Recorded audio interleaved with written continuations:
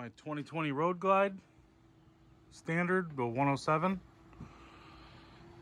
Got the new Custom Dynamics lower fairing lights. Gonna be putting those on today. I already got the Custom Dynamics Pro beams in the rear. Those were real nice and bright. Got the Custom Dynamics Pro beams in the front. Now we're gonna be putting on the lowers. They look cool, a little different. And get those put on and see how they look.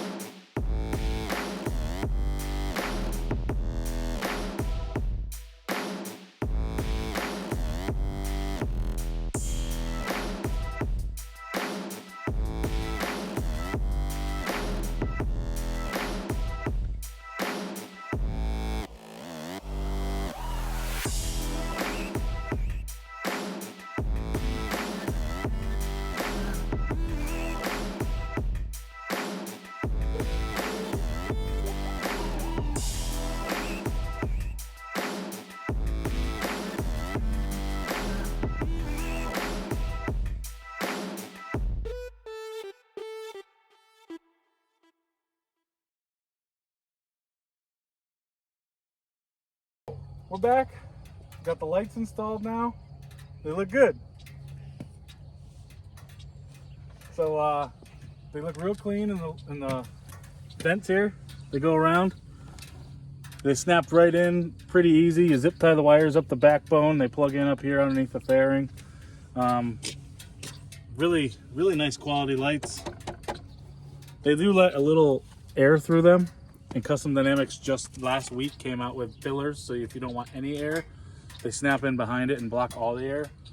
But it's summertime, it's gonna be hot. Just use the extra air for now. They look really good.